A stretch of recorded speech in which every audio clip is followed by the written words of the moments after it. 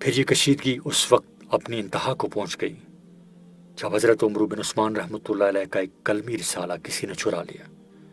یہ رسالہ تصوف کے ان اسرار و رموز پر مشتمل تھا جسے ایک عام انسان تو کیا، بڑے بڑے عالم و فاضل لوگ بھی نہیں سمجھ سکتے تھے۔ حضرت عمرو بن عثمان رحمۃ اللہ علیہ اس رسالے کو بڑی حفاظت کے ساتھ چھپا کر رکھتے تھے، مگر ان ساری اطاعتوں کے باوجود وہ نسخہ چوری ہو گیا۔ یہ ایک انتہائی نایاب رسالہ تھا جس کے گم ہو جانے پر حضرت عمرو بن عثمان مکی رحمۃ اللہ علیہ بہت افسردہ نظر آ رہے تھے۔ پھر آپ نے اپنے تمام مریدوں اور شاگردوں کو جمع کر کے پوچھا،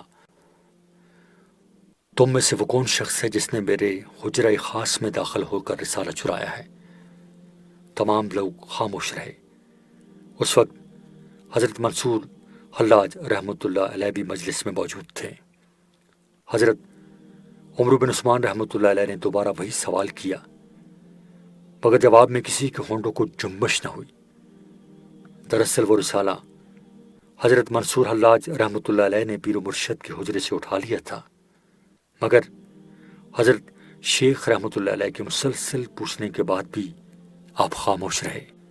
آخر حضرت عمرو بن عثمان رحمۃ اللہ علیہ برہم ہو گئے اور آپ نے انتہائی غضب کے عالم میں بد دعا دی، تم سب لوگ پورے ہوش و حواس کے ساتھ سن لو کہ جس شخص نے بھی میرا رسالہ چرایا ہے اس کے دست و پا قطع کر کے اسے پھانسی پر لٹکا دیا جائے گا، پھر اسے نظر آتش کر کے اس کی راکھ دریائے دجلہ میں بہا دی جائے گی۔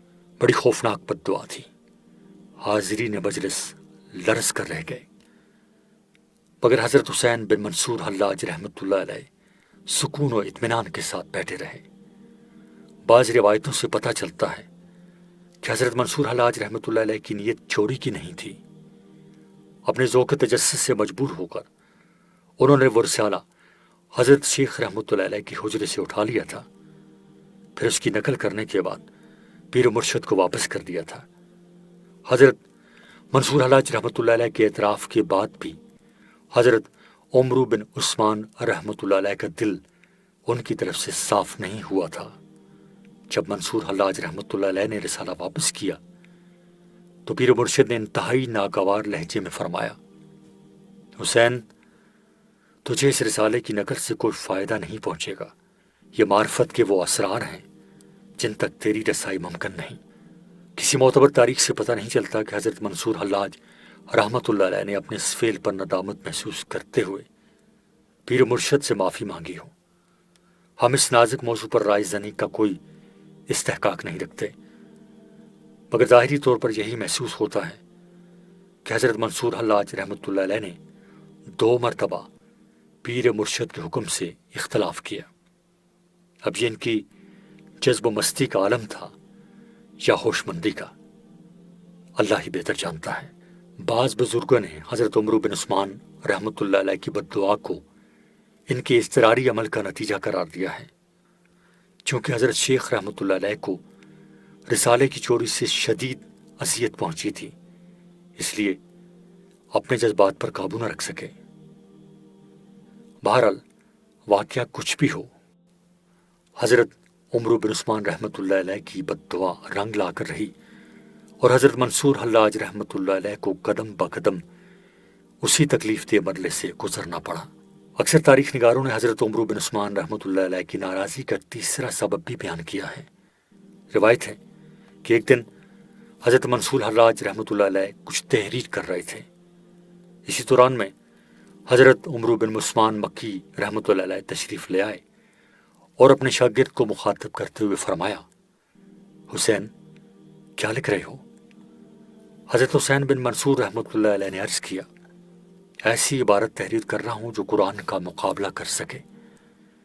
یہ سنتے ہی حضرت عمرو بن عثمان رحمۃ اللہ علیہ نے غضبناک ہو کر فرمایا، پہلے تیرے ہاتھ اور پاؤں کاٹے جائیں گے، پھر سولی پر چڑھا کر تجھے نظر آتش کیا جائے گا، اس کے بعد تیرے جسم کی آنکھ دریائے دجلہ میں بہا دی جائے گی۔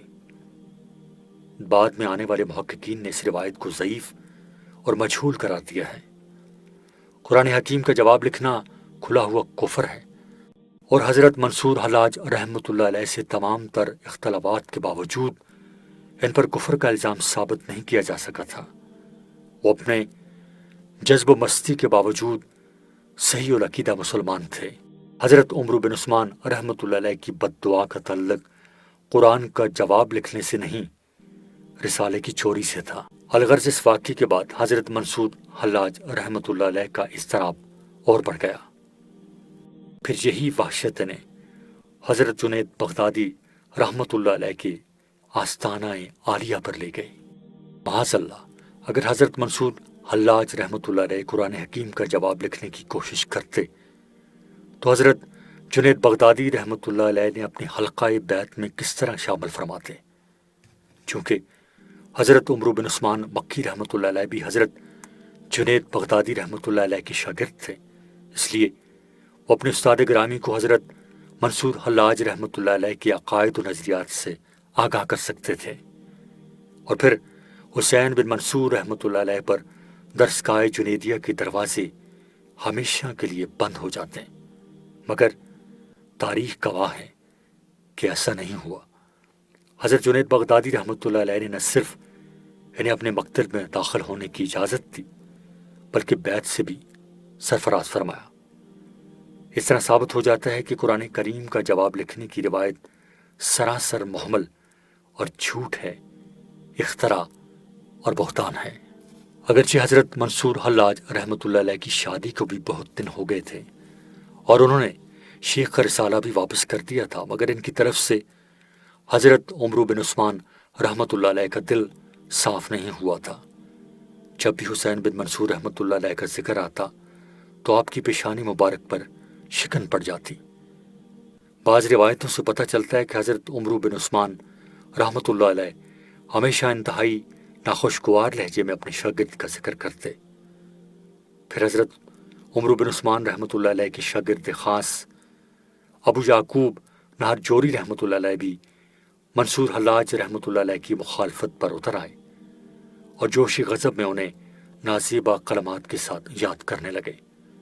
حضرت منصور حلاج رحمۃ اللہ علیہ حضرت جنید بغدادی رحمۃ اللہ علیہ سے اس اذیت ناک سلوک کی شکایت کرتے تو آپ نے صبر و سکون کی تلقین فرماتے۔ حسین، وہ تمہارے استاد ہیں، تم ان کی خاطرداری کرتے رہو۔ حضرت منصور حلاج رحمۃ اللہ علیہ تقریباً 1 سال تک حضرت جنید بغدادی رحمۃ اللہ علیہ کی خدمت میں رہے، پھر مکہ معظمہ تشریف لے گئے اور 1 سال تک مجاور مکہ رہے۔ اس دوران حضرت منصور حلاج رحمۃ اللہ علیہ سے بے شمار کرامات ظاہر ہوئیں۔